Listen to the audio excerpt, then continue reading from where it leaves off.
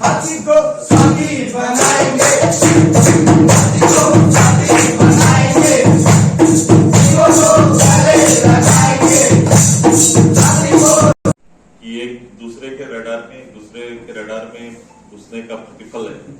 क्या हम हाथी के रडार में जा रहे हैं या हाथी हमारे रडार में आ रहे हैं? अतिक्रमण है अपने आजादी के साथ, हाथी की आजादी के साथ, और कभी कभी हम लोगों को लगता है कि हमारी आजादी के साथ अंतर पड़ा है। कारण सबसे बड़ा है कि दोनों ने अपना संख्या बढ़ाया है और रास्ता बदला है। नेचर अच्छा लगने लगा है।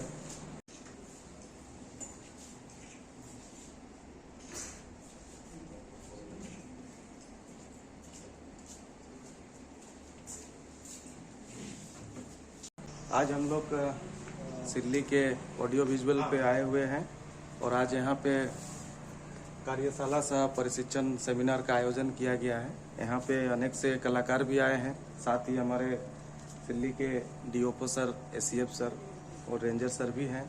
और अभी हमारे यहाँ के जो माननीय विधायक हैं सुदेश महतो जी, वो भी आने वाले हैं। तो आज यहाँ पे बहुत सारे हाथी से रिलेटेड जुड़ी हुई जो जानकारियाँ हैं वो बताई जाएंगी और लोगों को जागरूक किया जाएगा। तो बने रहिएगा दोस्तों।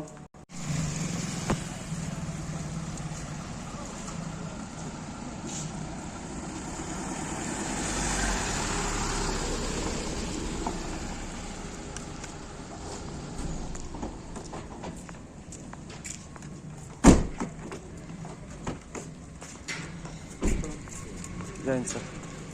ये तपस्क्रम का आप जो आप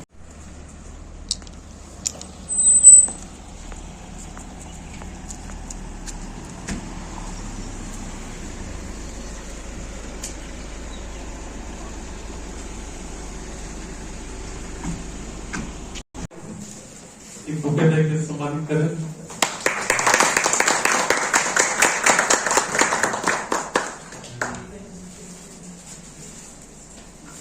जैसा कि हम सभी जानते हैं कि आज का ये जो प्रोग्राम है, ये आए दिन जो हमारे यहाँ हाथियों का समस्या है उस पर एक कार्यक्रम आयोजित किया गया है। और मैं अब चाहूंगा कि राजीव जी अपनी टीम के साथ आए।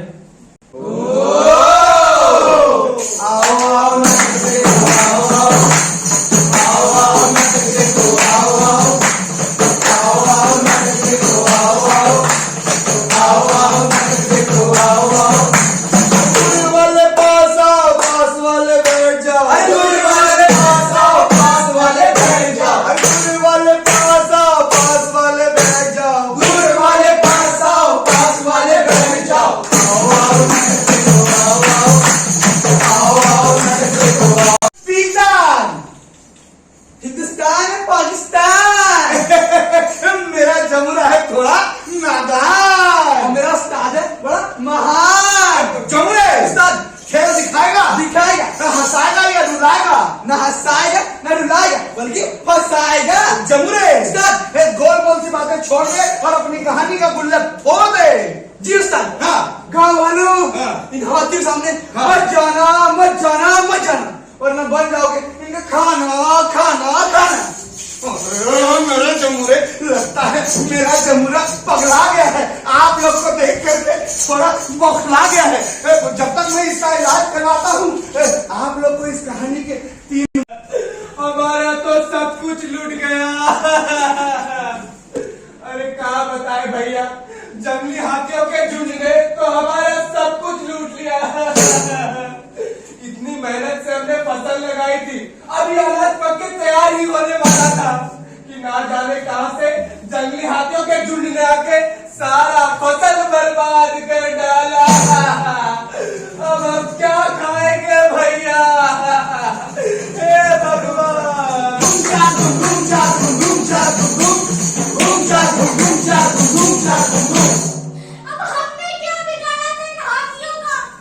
हमारे पति तो रात को सांझ करने निकले थे, पता नहीं कहां से ढेर सारे हाथों का झूठ आया और मेरे पति को फटक फटक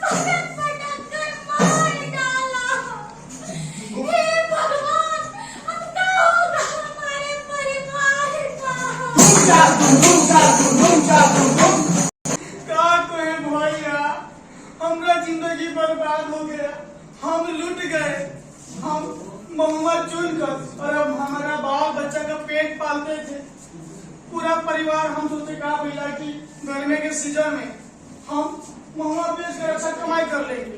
हमारा पूरा परिवार जंगल से महुआ बीज के ले आया और हम बोरा में भर के रख लिए थे।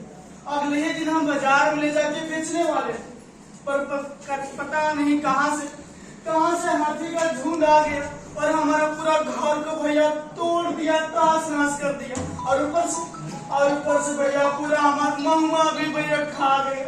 हम क्या करे भैया, हम लुट गए। हालत क्या हो गई भगवान, अरे तेरे इस वक्त की हालत क्या हो गई भगवान। कितना तेज हुआ ओ भैया, तेज हुआ ओ भैया, तेज हुआ। अरे जमुरे उस्ताद ये बता, ये कौन लोग थे जमुरे जो चिल्ला रहे थे? देखने में तो पास के गांव लग रहे थे, फिर ऐसे काहे चिल्ला रहे थे? उस्ताद हाँ, ये है तो गांव के आसपास के ही लोग, अच्छा जिनको हाथियों के उत्पात से है परेशानी। अच्छा, अब उनके परेशानी से वो है हैरान। अच्छा हाँ हाँ, हाथियों का उत्पात है और जान माल की क्षति। अरे मेरे जमुरे, तू तो बड़ा ही नादान है। इन गांव वालों की ही तरह तू जो है ना अपने ही कर्मों से अनजान है। उस्ताद हाँ अपने कर्म, हाँ, ये कैसा बवाल है? हाँ। हाथी में साथी का ये कैसा मिसाल है? ये इनको ही बताने दो, अपने कर्म का इनको ही पछताने दो।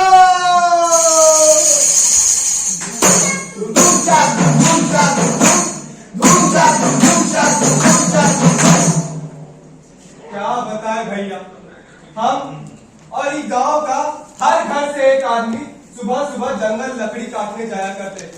पर किसको पता था कि ये दिन आ जाएगा। फॉरेस्टर बाबू बता रहे थे कि धीरे धीरे लकड़ी काटने से जंगल खत्म हो जाएगा और जब जंगल खत्म हो जाएगा तो जंगली हाथियों के साथ कई जंगली जानवरों का घर भी नष्ट हो जाएगा। अब ऐसे में जंगली जानवर अपना भोजन ढूंढने के लिए जंगल छोड़कर गांव में आ जाते हैं और जब हम उन्हें भगाने की कोशिश करते हैं तो हाथी गुस्सा होकर हम पर आक्रमण करने लगते हैं। हमने जो हाथियों का घर बार नष्ट किया है, आज उसी का खामियाजा हमें भुगतना पड़ रहा है। हे भगवान, अब हमें हाथियों से कौन बचाएगा? हे भगवान।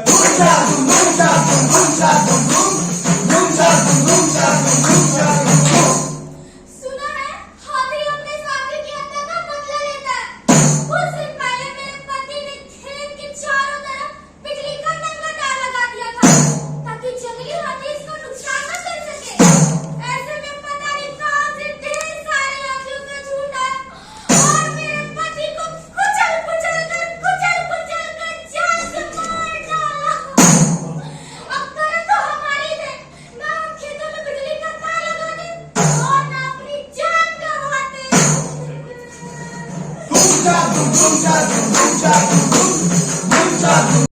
हम क्या कहें भैया, हम दिगरों से बड़का पाप किए हैं। महुआ चुनने के लिए हम महुआ पेड़ के आसपास की झाड़ी में आग लगा दिए और वो आग जो है पूरा जंगल में फैल गया। अब हाथी बेचारा जाए तो जाए कहाँ और खाए तो खाए कहाँ। और आप सब जानते हैं कि महुआ जो है ना वो हाथी का पसंदीदा भोजन है। तो सुनते सुनते सब हाथी गांव में घुस गया और गांव में घुसने के बाद भैया पूरा घर को तहस नहस कर दिया, खेत को भैया तबाह कर दिया। ना हम आग लगाते ना हमारा जान माल का नुकसान होता भैया, हम तो लुट गए। तो बता, कुछ बात समझ में आया कि नहीं आया? ये जो भाई बंधु हैं इनको कुछ बुझाया कि नहीं बुझाया? उस्ताद हाँ बात तो समझ में आया हाँ। कि अपने ही किएगा हाँ। इन लोगों ने बस फल रह पाया। हाँ। लेकिन उस्ताद हाँ। इस समस्या का क्या है समाधान? हाँ। हाथियों के उत्पात से बचने का क्या है निदान? अरे जमुरे, समाधान भी है और भैया निदान भी है, लेकिन ये ऐसे नहीं, इनको इनकी तरह ही बताने दो और इनको इंसान को इंसान की तरह ही समझाने दो। तो चलो जी उस्ताद, समझाते हैं इनको। जी उस्ताद। एक गाना गाते हैं। उठी चाल के माध्यम से हम आपको बस इतना कहना चाहते हैं कि जो हाथी है हमारा दोस्त बन सकता है, क्योंकि उसके आने का और जाने का रास्ता भी तय है और समय भी तय है। तो उसके कॉरिडोर में कभी भी रुकावट ना बने। और हाँ भाई हाँ हाँ पहले ग्रामीण ये समझते थे हाँ इसलिए वो पहले बचाव की मुद्रा में रहते थे। अच्छा और आज के ग्रामीण हाँ आज के ग्रामीण बदला ले रहे हैं। अच्छा तालाब में जहर मिला ओहो खेतों में बिजली के नंगे तार डाल रहे हैं। अच्छा और तो और हाथियों की सूचना मिलते ही सैकड़ों ग्रामीण उतर जाते हैं। सर्च लाइट ये पाउडर और क्या क्या मसाले पटाखे सब लेकर और उनके घरों पर धावा बोलते हैं। अब ऐसे में पहले से परेशान हाथी और भड़क जाते हैं। लेकिन वो कुछ करते नहीं चले जाते। लेकिन बाद में मौका मिलते ही वापस आते हैं और तब परेशान करते हैं गांव वालों को। तब उन लोगों को परेशान करके नुकसान हो जाता है। सरकार ने मुआवजे का भी प्रावधान बनाया है। वन विभाग की तरफ से मुआवजा भी मिलता है जैसा कि आज मिलेगा है नानी को।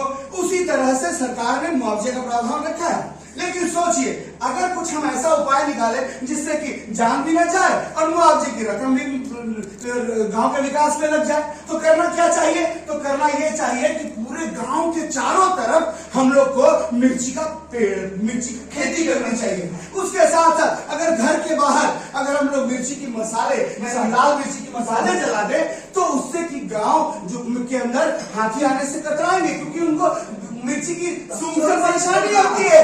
और तो और भैया मुआवजे की रकम भी नहीं देनी पड़ेगी। हाँ एक और बात पूरे गांव में अगर हम लोग बत्ती जलाकर छोड़े रात को और घर के बाहर भी तो बिजली से रोशनी से हाथी बाहर रहते हैं।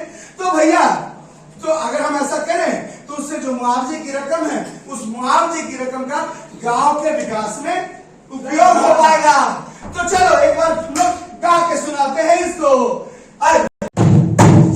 हाथी को साथी बनाएंगे, हाथी को साथी बनाएंगे, जीवों को गले लगाएंगे, हाथी को साथी बनाएंगे, जीवों को गले लगाएंगे।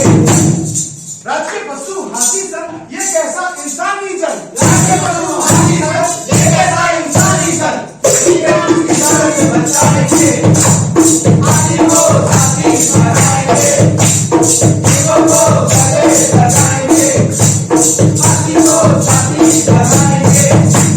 खेतों में बिस्तर नंगा तार काहे पंगा लेते हो यार, खेतों में बिस्तर नंगा तार काहे पंगा लेते हो यार, हाथी को गले लगाएंगे, हाथी को साथी बनाएंगे, जीवों को गले लगाएंगे, हाथी को साथी बनाएंगे।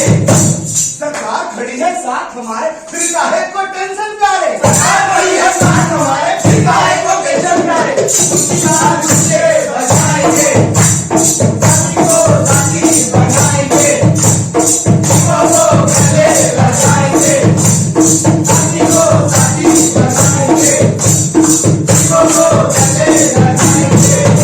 भाइयों याद रखिएगा ना जान से जाएंगे और ना ही मुआवजे की रकम पाएंगे बल्कि मुआवजे की रकम को गांव के विकास में लगाएंगे। तो बोलो हाथी को साथी बनाएंगे, जीवों को गले लगाएंगे, हाथी को साथी बनाएंगे, जीवों को गले लगाएंगे, हाथी को साथी बनाएंगे, जीवों को गले लगाएंगे, हाथी को साथी बनाएंगे, जीवों को गले लगाएंगे, हाथी को साथी बनाएंगे, जीवों को गले लगाएंगे। Thank you very much. आपस कर्मकार जी हैं जो बहुत ही अपने उनका अध्ययन हम देखे कुछ दिनों से जब से हम उनके संपर्क में हैं, बहुत ही मेहनत करते हैं। तो हम चाहेंगे कि वो आके थोड़ा सा अपना सुझाव और अपना अनुभव शेयर करेंगे आपके साथ में। आपस में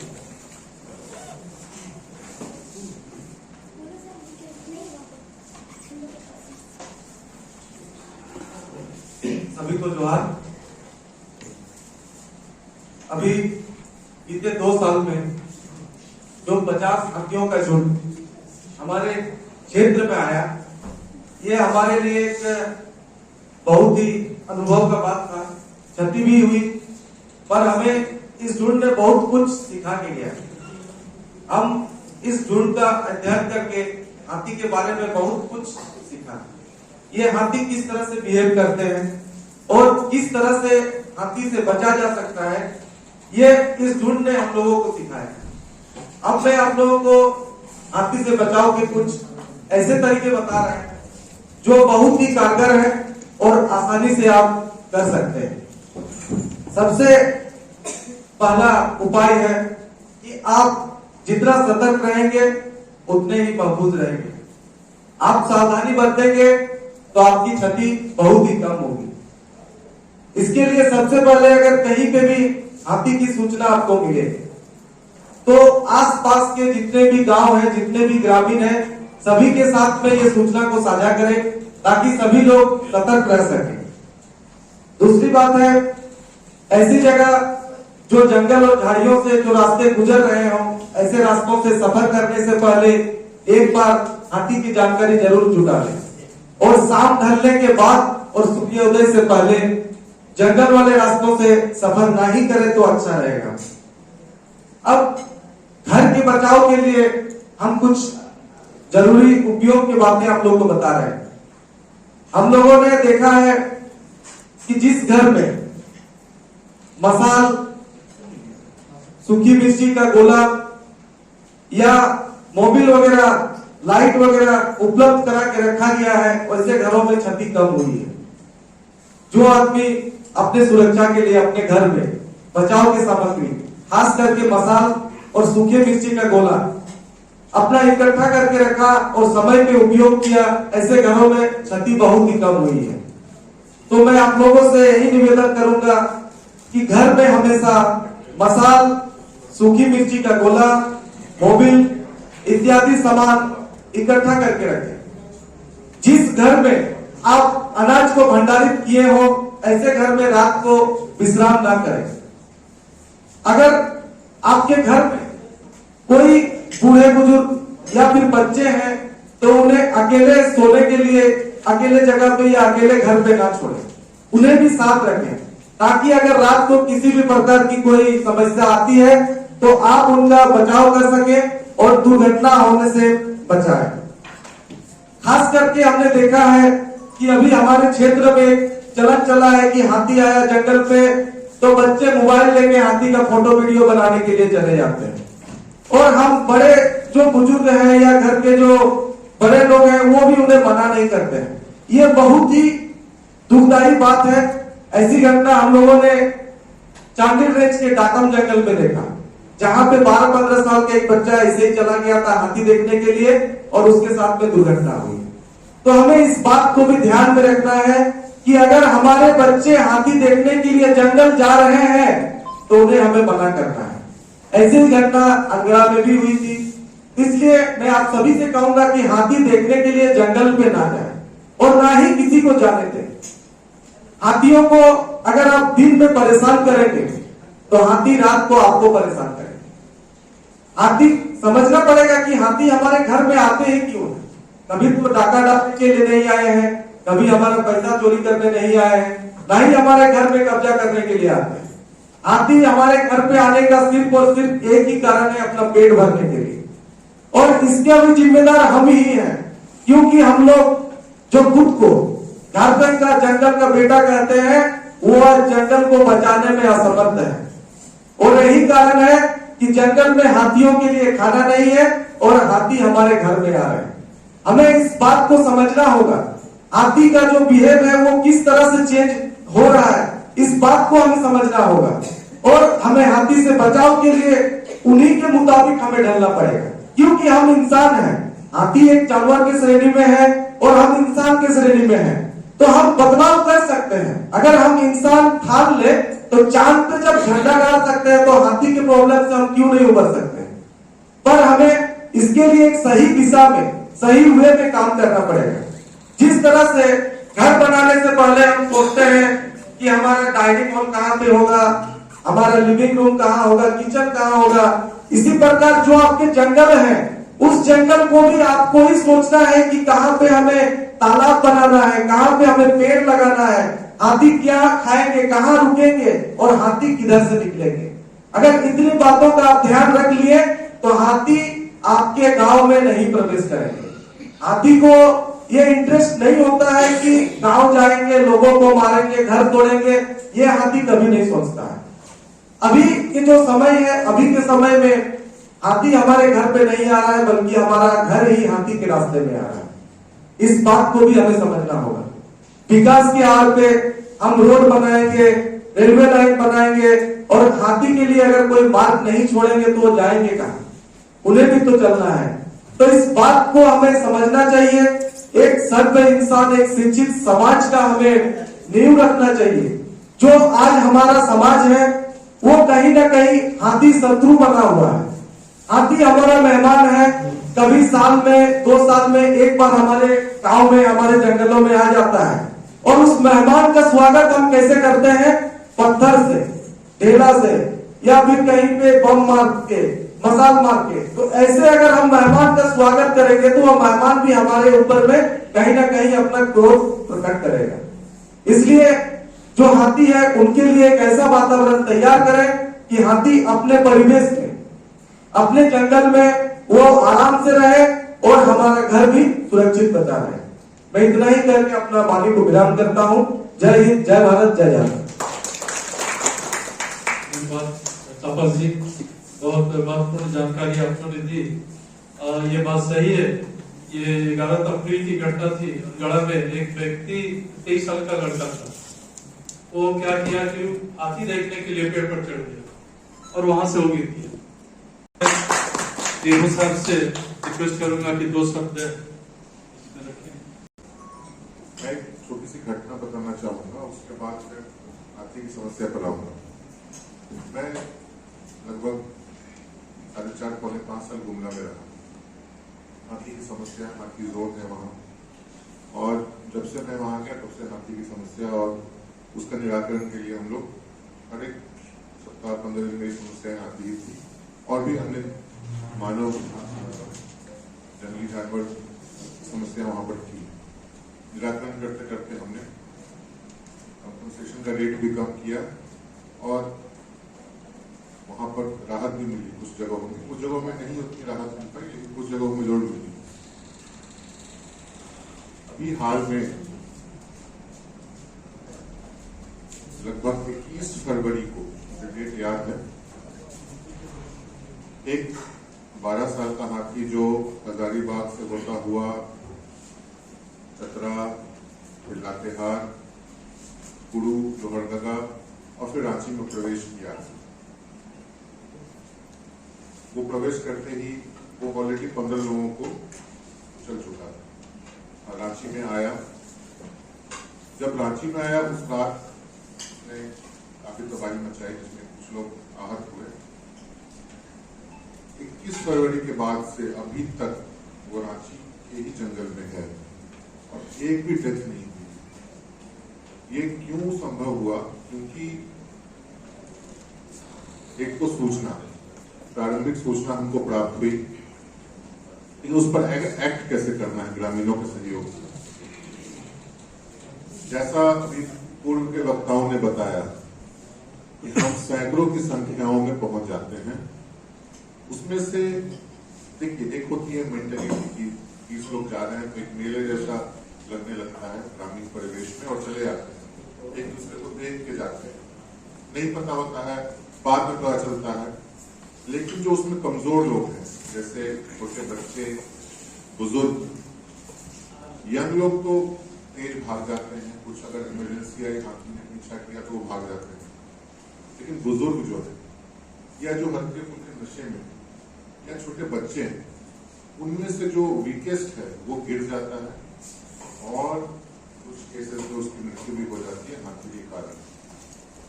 इसीलिए हमने जब 21 फरवरी का नाम लिया, वहां 21 दिन हमने धारा 144 वो लगवाई और लोगों को बिल्कुल एकत्रित नहीं होने दिया। 95% हमने सक्सेस अचीव किया, लोगों को एकत्रित नहीं होने दिया। लोगों में थोड़ा रोष भी था कि किसने लगवा दिया, लेकिन हमने एसडीएम से बात करके पुराना एक सर्कुलर, सेक्रेटरी महोदय उस समय सुधीर त्रिपाठी सर से, वो यहाँ पता भी नहीं था लोगों को, उसको करके हमने करवाया। उससे इतनी राहत मिली कि वो हाथी, छोटा हाथी जो एडोलेसेंस में था, जो काफी उत्पात कर रहा था, उसको एक छोटे से हर्ड से मिलवा दिया 3 हाथियों के। उसके बाद से कोई उत्पात नहीं हुआ। अभी तक उसने बस फसल खाया, किसी को मारने के लिए नहीं दौड़ता है। ये बहुत बड़ा लेसन मुझे मिला, खासकर कि हम जो एकत्रित हो जाते हैं 200-300 लोगों की संख्याओं में और हल्ला मचाते हैं दिन में, खासकर रात में तो इतनी संख्याओं में कोई नहीं रहते हैं, दिन में, उससे हाथी देखिए एक शाय एनिमल है, वो चाहता है अपना प्राइवेसी। मजबूरन खाना नहीं मिलता है तो वो उसके लिए चावल और ये जो हम लगाते हैं, ये डेलिकेसी है, कॉर्न वगैरह जो हम मकई वगैरह लगाते हैं, तो वो खाने के लिए आ जाता है। अदरवाइज वो जंगल के बाहर आपको दिखेगा नहीं। तो इसके लिए बहुत जरूरी है कि हम सभी ये मैसेज फैलाएं, जागरूकता, कि लोगों को एकत्रित कम से कम नहीं होना है उस संख्याओं। और माननीय विधायक महोदय श्री सुरेश महतो जी से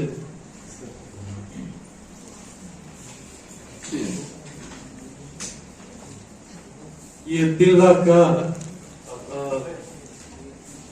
DDL 1 लाख का इनको पूर्व में मिल चुका था। आलिया बस्ती रहनी चाहिए और बाकी इनको हौसला भी मिले कि विभाग इनके साथ में है, ये अकेले नहीं है।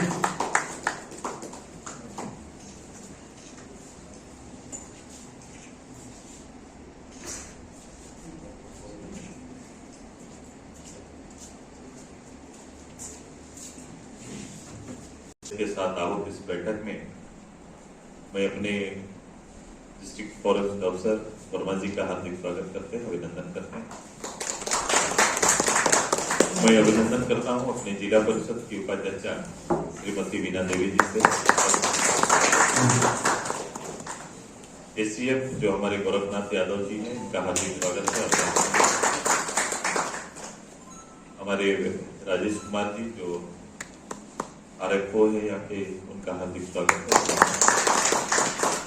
मैं इस पंचायत के आदरणीय मुखिया जी का हार्दिक स्वागत करते हैं। मैं उस घटित घटना के परिवार का सम्मान करते हैं, आपका आदर करते हैं। मैं अपने छोटे अनुज जिन्होंने इसके बचाव के संदर्भ में इससे पहले भी पूछ के समय इनसे परिचय हुआ था, चर्चाएं हुई थी, और आज फिर से उन्होंने ये बीच के लगातार 2-3 महीने या उससे ज्यादा तक 40 या उससे ज्यादा संख्या के हाथी के झुंड को नजदीक से देखकर कुछ अनुभव अर्जित किए अतिरिक्त। तो इसके लिए कर्मकार जी को, हमारा छोटा भाई को बहुत बहुत धन्यवाद, उसका भी आभार। मैं अपने मंच सुरक्षा कर्मियों का भी हार्दिक स्वागत करते हैं, अभिनंदन करते हैं। मैं अभिनंदन करता हूँ उस थिएटर के सभी कलाकारों का जिन्होंने आज रंगमंच से और उस प्लेटफॉर्म से जागरूकता के लिए जो कार्यक्रम तैयार किया, आप सभी का अभिनंदन है। मैं अभिनंदन अपने प्रेस मीडिया के मित्रों का भी अभिनंदन करते हैं, आप सभी का हार्दिक बहुत बहुत स्वागत, धन्यवाद देते हैं। कि एक दूसरे के रडार में घुसने का प्रतिफल है, क्या हम हाथी के रडार में जा रहे हैं या हाथी हमारे रडार में आ रहे हैं। अतिक्रमण है अपने आजादी के साथ, हाथी की आजादी के साथ, और कभी कभी हम लोगों को लगता है कि हमारी आजादी के साथ अंतर पड़ा है। कारण सबसे बड़ा है कि दोनों ने अपना संख्या बढ़ाया है और रास्ता बदला है। नेचर अच्छा लगने लगा है इससे लोगों को। आज से 20 साल 30 साल पहले, मैंने 80 के दशक में, हम बोल सकते हैं 80-90 के दशक में, गांव में पैदा होना, जंगल किनारे रहना, उस समय के परिवेश के हिसाब से अभिशाप लगता था। जो लोग वहां रहते थे उनको लगता था कि कहाँ गांव में रहते हैं। लेकिन आज के दिन में देखो, समय बदल गया, दृष्टि बदल गई, दृष्टिकोण बदल गया, और नेचर के नजदीक जाने की लोग कोशिश कर रहे हैं, नहीं तो फिर नेचर तैयार करने की कोशिश कर रहे हैं। उसी गांव वैसे ही वातावरण में लोग रहना पसंद कर रहे हैं। जो लोग की उक्ति ये थी, जो लोग इस भाषा का प्रयोग करते थे, वही आज उसके सबसे नजदीक रहना पसंद कर रहे हैं। देखो विधि है, चक्कर है, सब घूम रहा है और इसी में हमारा हाथी भी परेशान हो रहा है।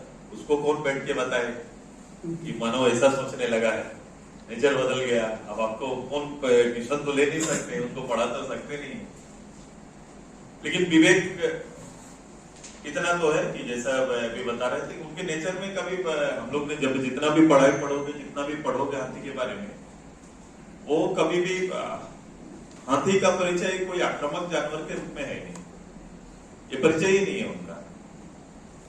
लेकिन वो परिचय के खिलाफ में जब जाता है, जब उसके बेसिक स्वभाव पर हम मनुष्यों के द्वारा अंतर लाने की कोशिश की जाती है, तो वो भी अपना स्वभाव प्रकट करते हैं, जान बचाने के लिए या बच्चों को बचाने के लिए या आजीविका के लिए। ऐसा तो हर कोई करता है, हाथी भी यही काम करते हैं।